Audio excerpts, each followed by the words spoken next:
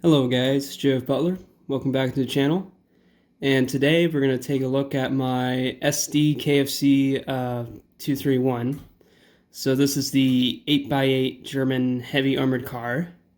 I already teased this on my community posts.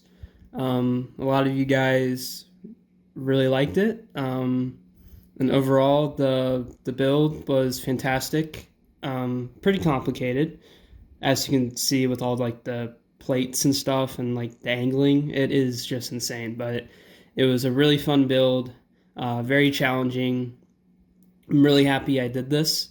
A while ago, I actually attempted this build and then I gave up because it was so intimidating. Um, but then later I came back to it and I'm like, you know what, I'm gonna do it, and here it is. I actually did it. Um, but yeah, it's just I think it looks amazing. Um, if you're a new viewer and you're coming in and looking at this, like these reviews I do, usually it's most of the time me kissing my own ass. But yeah, I mean, I guess that's kind of the point of this. But anyways, this is the 231. It was a early war German heavy armored car. There's another 231 that is a 6x6. It has three wheels on each side. Each side. That was made like very early, pre-war. But it kind of sucked, and the Germans redesigned it into this. So yeah. And also this would lead on to the 234, the Puma that we all know and love. But yeah, like a early mid-war German armored car. It saw service all the way to the end of the war in 45.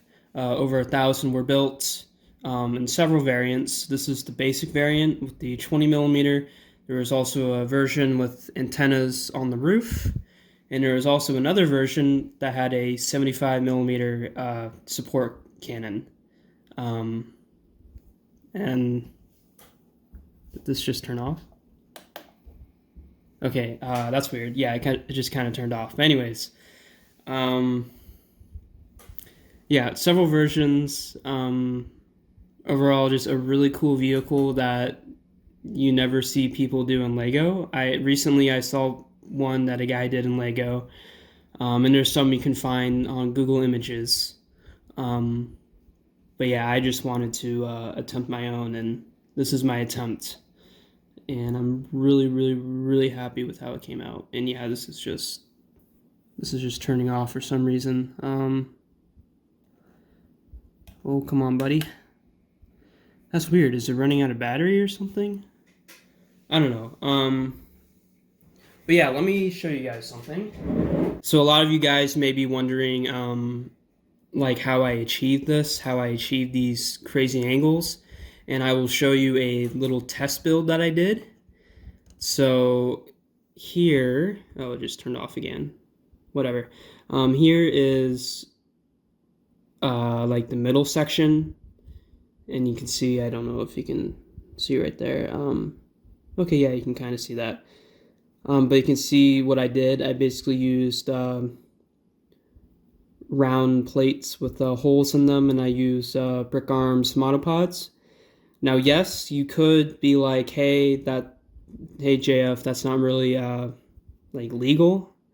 But at this point in the Lego military community, people are constantly using monopods and U-clips, and there's some U-clips I use right there. So I consider it fair game. I think it's okay to use brick arms and military builds, even at such a fundamental level like that.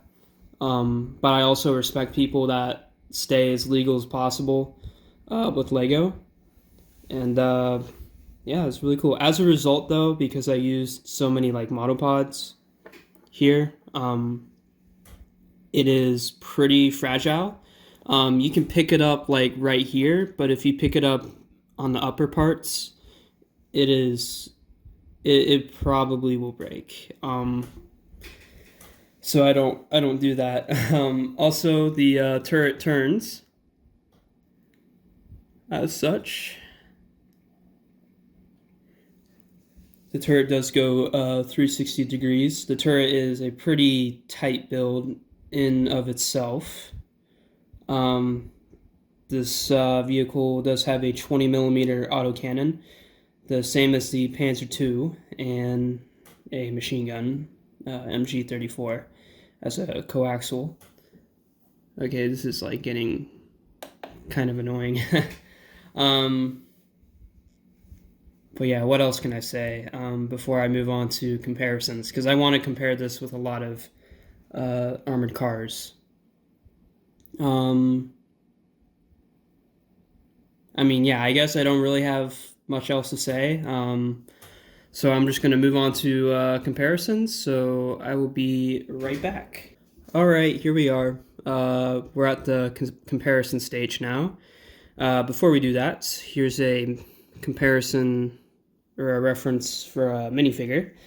This is a like a typical German tanker with some winter gloves and a little scarf on. And I think it looks really good compared to a minifigure.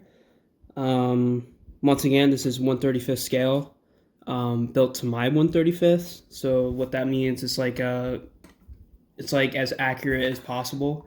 While Brickmania, they tend to um, kind of build on a big 1/35th. It's kind of hard to explain, but yeah. So, anyways, there's a minifig, and let's move on to the first vehicle.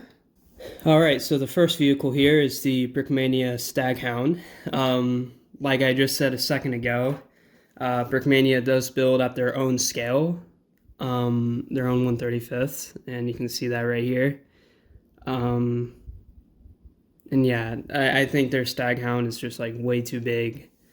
I've seen Staghounds in video games, and I haven't seen one in real life, but yeah, I just think it looks way too big. I mean, it's a good model. Don't get me wrong, and you can do some playability with it. Like you can move the cannon up and down. On mine, you can only move the turret, and that's literally just it. Once again, here's a minifigure for scale, and yeah, you can see the Brickmania armored car is just way too big for my liking. But yeah, anyways, I have 4 more vehicles I want to move on to, so get rid of that. Next up is the Brickmania Daimler Dingo. This is a British command armored car. This was built by a freelance designer at Brickmania. I can't remember who for the life of me, but I think they did a really good job. Obviously, they were kind of building at their own scale here. And I think this is actually like what the size would be. I think this is the correct size. So, yeah, well done. There's the Daimler Dingo. And I have 3 more armored cars of various types. Next up is the German Custom Bricks 221 or 222. I can't remember. Can't remember if it's a 221 or 222. Yeah, this is their armored car. Once again, 1/35th. I think this is pretty accurate. I did build German Custom Bricks Panzer IV before, and obviously like that was way too big for me. It wasn't at the right scale. And I can't tell if this armored car is at the right scale or not. But despite that, it looks really good. They don't do the same technique here as I did using the monopods. They use kind of a complicated technique of using hands and rigid hoses to get these angles. But yeah, I think they did an excellent job here. So yeah, there's a armored car. Next up. Next up, we have my Puma, the one I built and designed. They are built to the same scale, and this is the armored car that would replace this one. But obviously, as you can see, they're like at completely different design techniques. So this one uses a lot of plates. This one uses like tiles and bricks and slopes and stuff. And I still think my Puma looks really, really good. Still very happy with it. But after making the 231, I think I may go back and redesign the Puma completely. I'm debating on it. I'm not too sure if I want to do it yet. But yeah, there's my Puma. And last but not least, we have my Humber Mark III. So this is a British mid-war armored car / early war, I think. Used in the desert a lot, also used in Northwest Europe after D-Day. Very small armored car, and once again, these two are built to my scale. And I apologize for dust on it, by the way. But yeah, I think these are like at perfect scale to each other.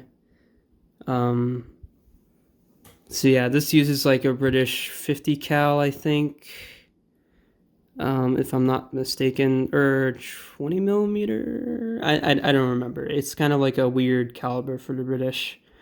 But yeah, anyways, there's the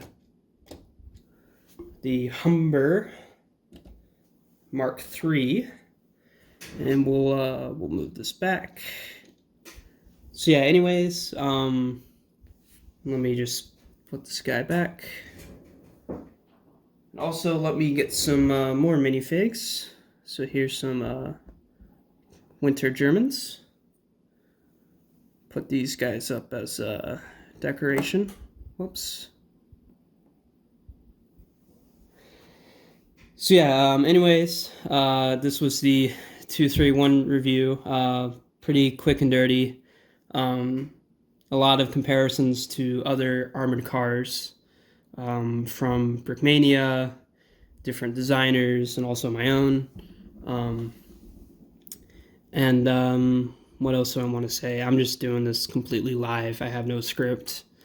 I do want to say that there is 3 more vehicle videos coming out very soon. I already built the other 2, and I'm working on the 4th one. So that's really exciting. Also, if you guys are on Try Coldman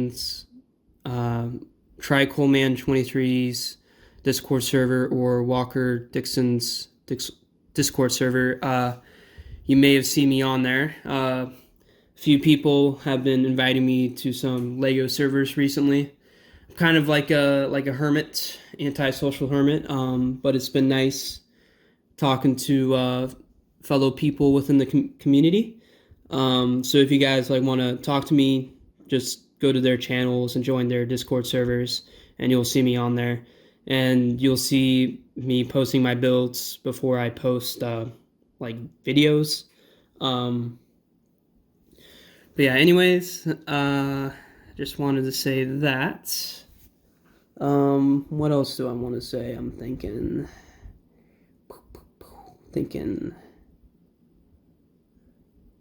Oh,